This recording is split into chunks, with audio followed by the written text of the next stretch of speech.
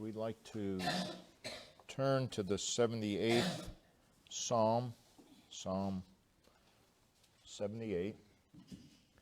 It's the second longest Psalm, Psalm 119, of course, being the longest. It is the first of what is considered a historical psalm, the other two being Psalm 105, Psalm 106. It's a history of Israel from the Exodus, the crossing of the Red Sea, to God's choice of David as king. So it's a history that would cover approximately 500 years. In the history is evidence of God's faithfulness. It is also evidence of the failure of God's people. It's a story of God's people continually abusing God's grace, ignoring God's laws, rejecting His claim upon their lives. But more than that, it is the record of God being faithful to them in spite of their sinfulness. So our subject this morning is God's faithfulness in the face of our failures. The central verse would be verse 38, and that's what we want to use our text and our thoughts around. Psalm 78, verse 38. But He, being full of compassion, forgave their iniquity, and destroyed them not. Yea, many a time turned He His anger away, and did not stir up all His wrath. Notice, but He. Speaking, of course, in contrast to, and in spite of the actions of His people. But He, being full of compassion, forgave their iniquity. That, of course, is grace. And then we come to those words, and destroyed them not. That, of course, is mercy, God holding back what we do deserve. Then the next word is yea. It's an exclamation. And then we read three words, many a time. Yea, many a time turned He His anger away. Yea, many a time turned His anger away. And then notice, and did not. And did not stir up all His wrath. As we look at our own lives, many a time God has turned His anger away. And many times He did not. We have a tendency to think of what God has done, and there's nothing wrong with that. But we probably should give some thought to what God hasn't done in our life. And He did not, and this is many a time, stir up all His wrath. Many a time did not. That is the mercy of God. Again, our subject is God's faithfulness in the face of our failures. It could just as easily be God's goodness to us in spite of our badness, or our badness in light of God's goodness. But no matter how you choose to view it, God is exalted. And God is the focus. So let's look first of all at the nature and the intent of the psalm. We see the inscription above the psalm, Maskil of Asaph. Maskil of Asaph. Now I realize that the inscriptions are not inspired. I realize that. But they've been added by the translators, and it would do us good to always look at the inscription. Not all psalms have them, but most do. It tells us something about the psalm. The word maskil occurs in the title of 13 psalms. There's 13 psalms, and in the inscription there's that word, maskil. It means a song enforcing some lesson of wisdom. So these are teaching psalms, or songs that teach. Now it could be said of all the psalms that they're all teaching psalms. That's true of all of Scripture. But it is the intent of this psalm, of these psalms, maskil, to instruct, to impart some spiritual truth, to impart some spiritual instruction. It is maskil of Asaph. Asaph, of course, is the God-inspired author of the psalm. There are 12 psalms ascribed to Asaph. Psalm 50, and then Psalm 73 through 83, all ascribed to this man named Asaph. So who is Asaph? Who is Asaph?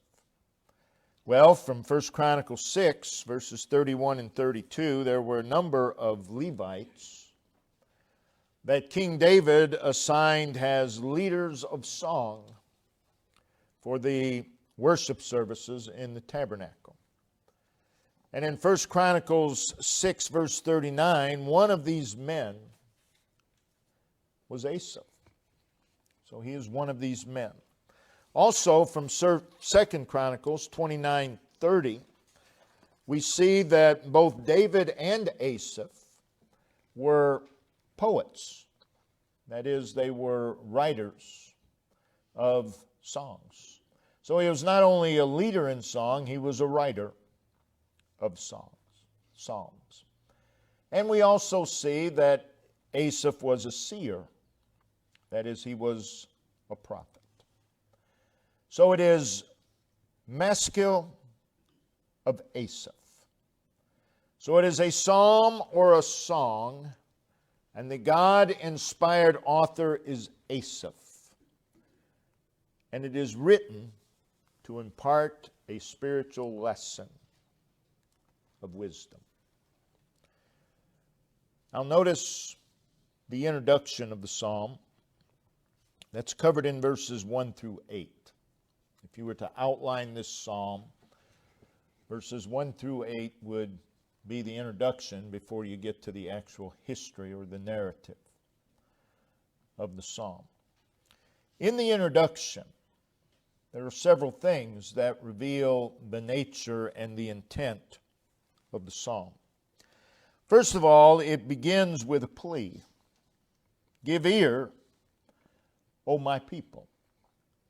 It begins with a call to attention. Give ear, O my people.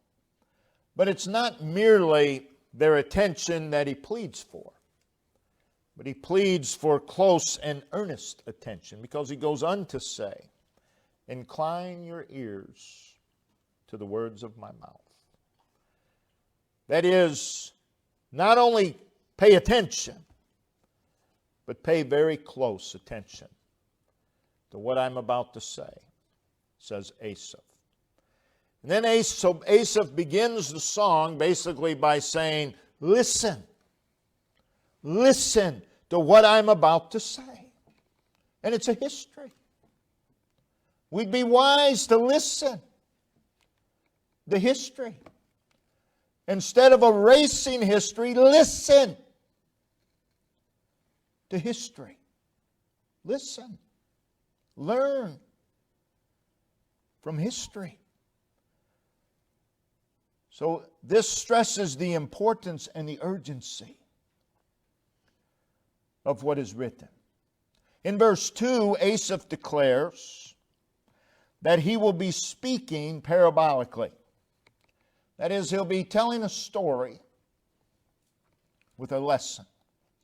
Also in verse 2, he describes what he is about to tell them. He says it's dark sayings. And that simply means these are things that need to be looked into. These are things that need to be looked into. Dark sayings of old. Matters of antiquity. Well, that was 100 years ago. What does it matter? Don't be a fool. It matters a lot. Learn from history. Learn. He goes on, verse 3. He declares that what he's about to say are things that they are familiar with, which we have heard.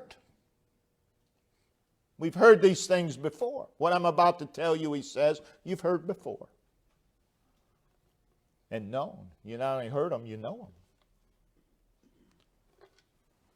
And how is that so? Because our fathers have told us. History needs to be repeated so that you can hear, so that you can know. He's not telling them anything new. He's telling them matters of antiquity. Verse 4, the matters which he will be telling them involve God's strength, God's power. It would be good to view history. I don't care if it's United States history, world, it doesn't matter. Doesn't matter.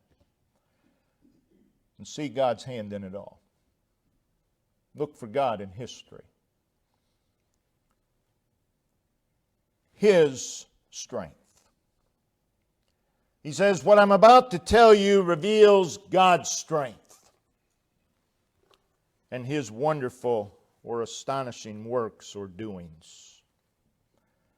So in this introduction, we also see the intent of the song. Their fathers had told them of the things that Asaph was about to relate. And then Asaph's hearers are to do the same. They are to repeat these matters.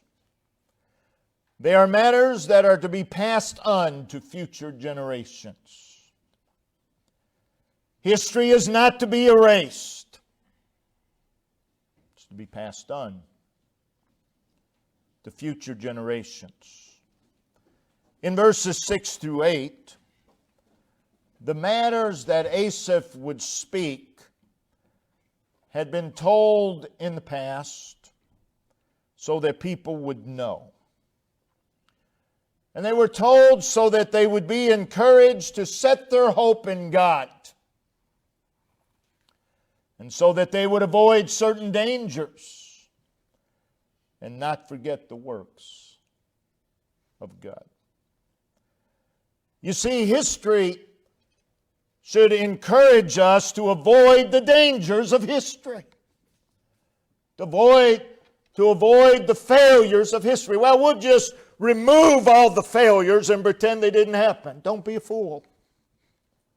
Their failures are there so that we might learn to avoid those failures. You can't just take matters you don't like and remove them. That's a dishonest handling of history.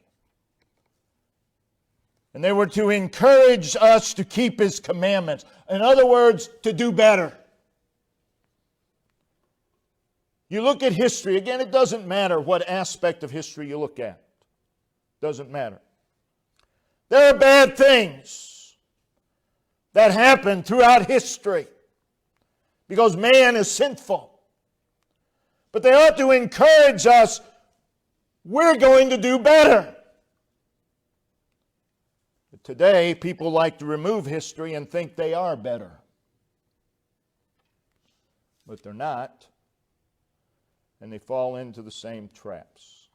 Again, the old saying, and it's so true, the one thing we learn from history is that we do not learn from history. How true. Because man just repeats the same cycles. And why does he do that? Because he's depraved. Because man's the same in every age. Also, this history is repeated to warn them concerning the way they lived their lives.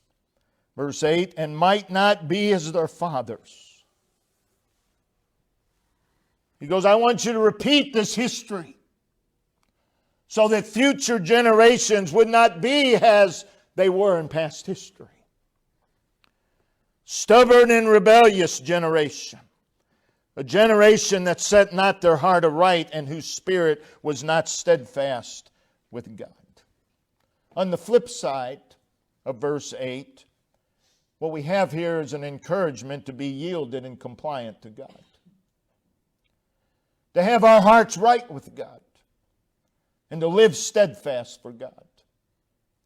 So following verse 8, verses 9 through 72, Asaph provides a continuous narrative of God's intervention for His people and His provision for them from the time of Moses to David. So we want to look at this narrative. It consists of the Exodus from Egypt. And by the way, that's twice mentioned in verses 12 through 16. And then again in verses 42 through 53. It also covers their wilderness journey. And we see that in verses 17 through 41. Verses 54 and 55, we read of God bringing them into the land of Canaan. And then God's chastening of them in verses 55 through 64. And then God giving them David as king. And again, the history, the main feature is the greatness of God. And this in light of the faithfulness and sinfulness of His people. The reason that God inspired Asaph to tell the history, again, it's been stated in the introduction, is for generations to follow. History is for the present and for the future. We are included in those generations to follow here in Psalm 78. The idea is that God's people are not to repeat the sad history of disloyalty and faithlessness and rebellion and unbelief and hypocrisy and disobedience and idolatry that Israel was so guilty of. But that instead that we would have a deeper appreciation of the greatness of God. That we would trust Him more. That we would lean upon Him and come to Him more. Again, there's something to be learned in the present from history. Oh, that we would learn from this history. Throughout the 78th Psalm, there is the personal pronoun He with reference to God. It occurs 50 times. with reference to God in the psalm. Connected with that word He throughout the psalm is an act of God. Something that God did. Again, it's good to view history and not leave God out. Now, I'm not going to call your attention to each one. Again, there's 50 of them. He, and then an act, or an act, and then He. But notice a few. Verse 4, last part of the verse. He hath done. Verse 5, He established. Verse 11, He had showed them. Verse 12, marvelous things did He. Verse 13, He divided the sea, caused them to pass through. He made the waters to stand as an heap. Verse 14, in the daytime also He led them. Verse 15, He clave the rocks, and He gave them drink. In verse 16, He brought streams and caused. Verse 20, He smote the rock. Verse 25, He sent them meat. Verse 26, He caused the east wind to blow. And on it goes throughout the psalm, 50 times. That's the emphasis of the psalm, is what God has done. In verses 9 through 11, he pretty much summarizes the behavior of God's people throughout history. Verse 9, the children of Ephraim, being armed and carrying bows, turned back in the day of battle. They kept not the covenant of God and refused to walk in His law, and forgot His works and His wonders that He had showed them. What we see here is in verse 9 that even though God's people were well furnished, they failed in faith and they failed in courage, and they retreated before the enemy. May I say, we wouldn't be where we are today if God's people hadn't been so guilty of retreating in the face of the enemy. In verse 10, they kept not the covenant of God. That is, vows and promises were broken, and idols were set up, and God was forsaken. That's not only the history of Israel, that's us. And then we read, and they refused to walk in His law. It's not just they didn't walk in His law. It says more than that. It says they refused to walk in His law. That means they knew it. They knew His law. They knew they ought to walk in His law, but they refused. Their lives were marked by rebellion. Verse 11, they forgot His works and wonders, which should have filled them with lifelong gratitude. They failed to retain. How sad it is what we fail to retain. And how sad it is what we retain. History repeats itself in the present. In verses 12 through 16, Asaph reiterates the Exodus, or their redemption. And we see that in that God did the extraordinary upon a vast scale. Astounding and indisputable works on their behalf. In verses 12 through 16, you see such words as He divided.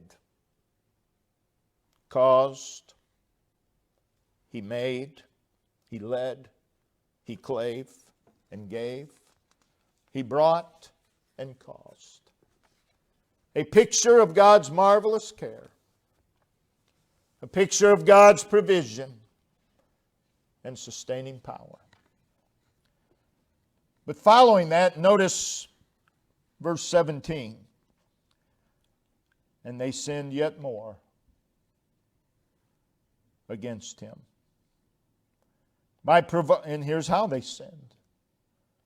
By provoking the Most High in the wilderness.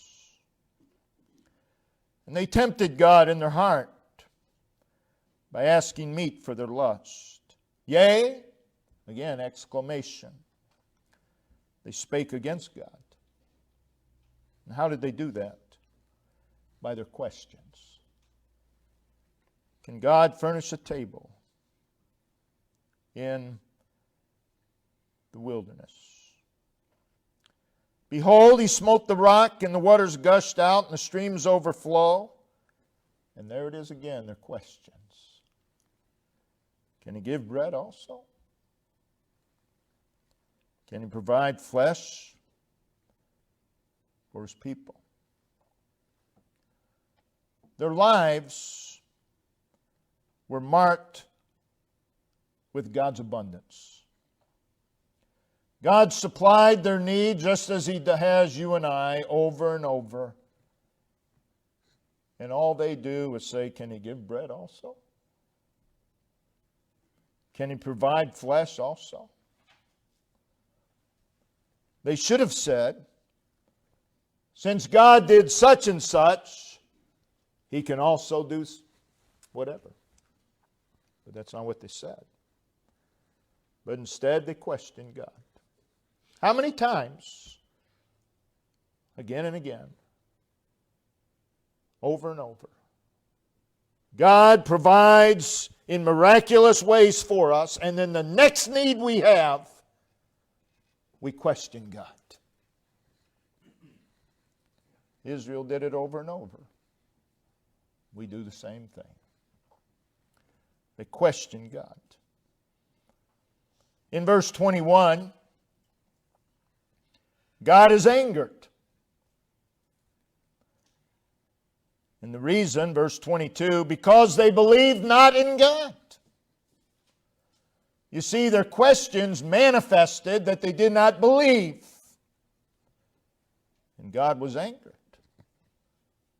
And since they did not believe, they trusted not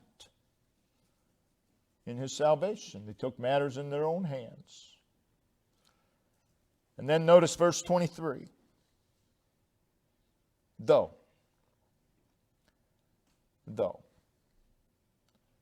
That is, in spite of the fact, or however, or nevertheless. And then notice what is connected with this though. Though He had commanded the clouds from above and opened the doors of heaven, and had rained down manna upon them to eat, and had given them of the corn of heaven, man did eat angels' food, He sent them meat to the full. He caused an east wind to blow in the heaven, and by His power He brought in the south wind. He rained flesh also upon them as dust, and feathered fowl like as the sand of the sea. And He let it fall in the midst of their camp, round about their habitations. So they did eat, and were well filled, for He gave them their own desire. And then notice verse 30. In spite of all of those things, they were not estranged from their lust. They're still a selfish people. But while their meat was yet in their mouths, and then we see in verse 31, God would chasten them. But then verse 32. Even in spite of God's chastening hand, for all this, they sinned still. They continued in sin. And believed not for His wondrous works. In verse 33 and 34, God would continue to chasten them. And in God's chastisements, they would outwardly repent, but not in sincerity. Notice verse 34 through 37. When He slew them, then they sought Him. It appears that they've repented. And they returned and inquired early after God. And they remembered that God was their rock and the high God their Redeemer. Nevertheless, important word there, they did flatter Him with their mouth. They lied to God. And they lied unto Him with their tongues. Oh, we would never do that. Really? You realize how often we lie to God? For their heart was not right with Him. Neither were they steadfast in His covenant. And then comes verse 38. But He let him have it again. That's not what it says. But He, being full of compassion, forgave their iniquity and destroyed them not. How many times in our own individual history we have deserved by the hand of a holy God to be destroyed. But He destroyed them not. The only reason you and I are here today is because He destroyed us not. Yea, many a time turned His anger away and did not stir up all His wrath or the wrath that they deserved. You see, they did what God's people so often do today. They used God as a fire escape. They used God as a fire escape. When they were in trouble, they went to God. But not in sincerity. In verse 39, though they were forgetful of God, and though they were hypocritical in their repentance, God was mindful of them. For He remembered that they were but flesh, a wind that passeth away and cometh not again. God knew they were earthly. God knew that they were frail, and God knew they were corruptible. But God did not view that as an excuse for their behavior. He views it as a reason for His mercy. And you and I need to get that straight as well. We are earthly. We are frail. We are corruptible. But none of that's an excuse. But thanks be to God, it's a reason for His mercy. God is merciful to us. In verse 40, how often? That means time and time again, over and over. Did they provoke Him? You know, it's just not too wise to provoke God. That's not very smart. We do it. How often did they provoke Him in the wilderness and grieve Him in the desert? So they provoked Him, and God wasn't insensible to that because it grieved Him. It grieved Him. I'm not sure we can understand that phrase, grieving God. That's pretty serious. Notice verse 41 and 42. They remembered not his hand. All the things that God has done. They remembered not his hand, nor the day when he delivered them from the enemy. How he had wrought his signs in Egypt and his wonders in the field of Zoan. Verses 43 through 51. Asaph recounts how that God dealt with Egypt. Egypt, of course, was their slave master. But he recounts how God dealt with Egypt in judgment and defeated them for the sake of his people. And then we come to verses 52 through 55. But he destroyed Egypt, but made his own people to go forth like sheep and guided them in the wilderness like a flock. And he led them out, and he led them unsafely,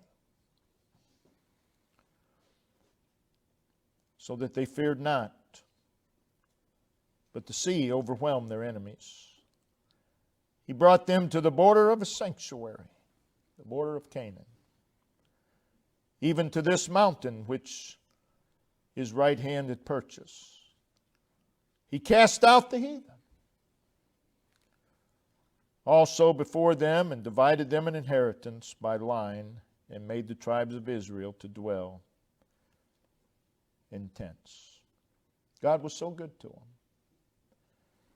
Then we come to an important word in verse 56. Yet. Yet. Nevertheless, notwithstanding, they tempted and provoked the Most High God and kept not his testimonies. God was so good to them. Yet, there they are again,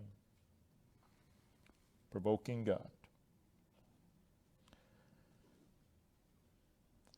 It says in verse 57, they turned back and they dealt unfaithfully like their fathers. What have they done?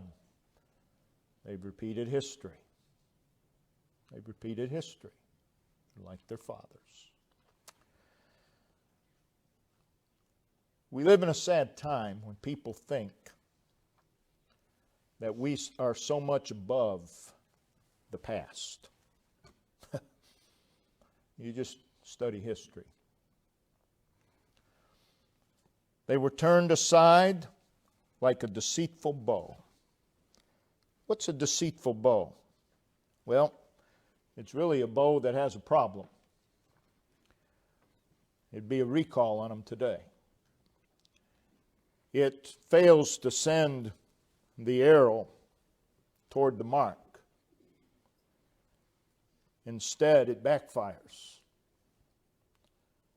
to the archer's hurt. And that's what they were doing. They were like a deceitful bow. Everything they were doing was to their own hurt, in their own harm. And then verse 58, for they provoked him to anger with their high places and moved him to jealousy with their graven images. Verses 59 through 64, God again chastens them. And then in verses 65 through 72, God is merciful, God is gracious and merciful, and blesses them abundantly.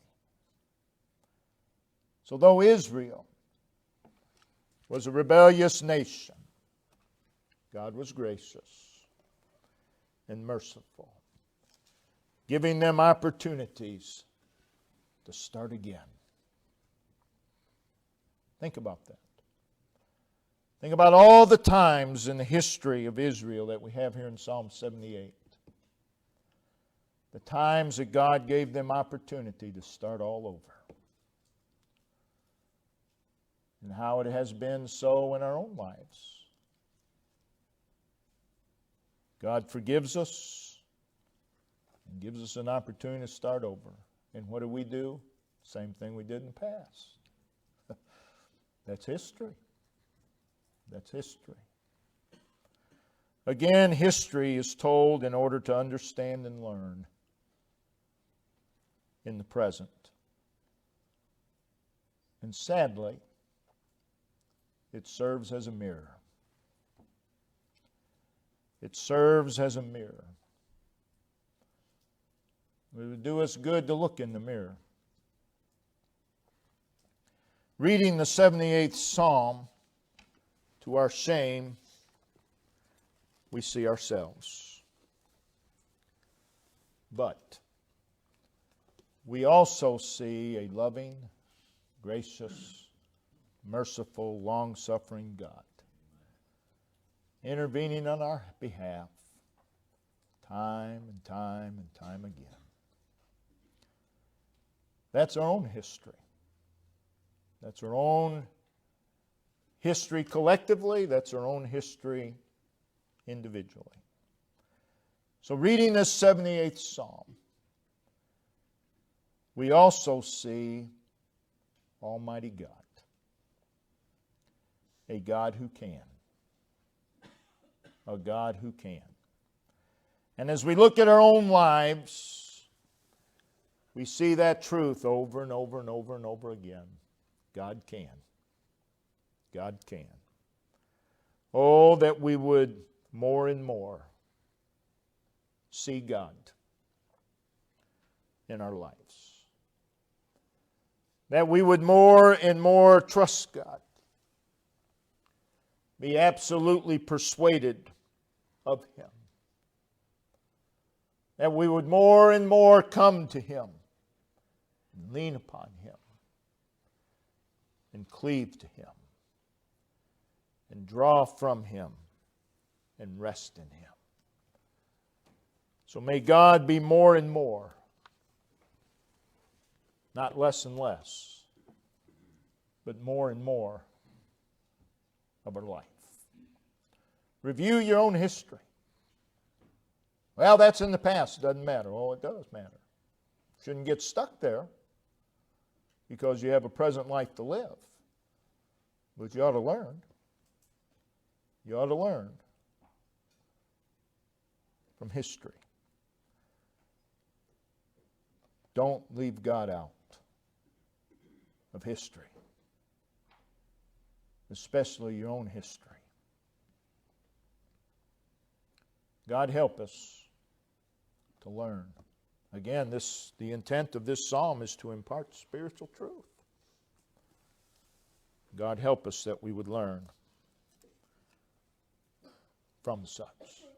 You don't just take the parts of your life that you don't like and remove them. That doesn't remove the reality. You learn from it. You learn from it. Brother Ben, if you'd come and lead us verse song.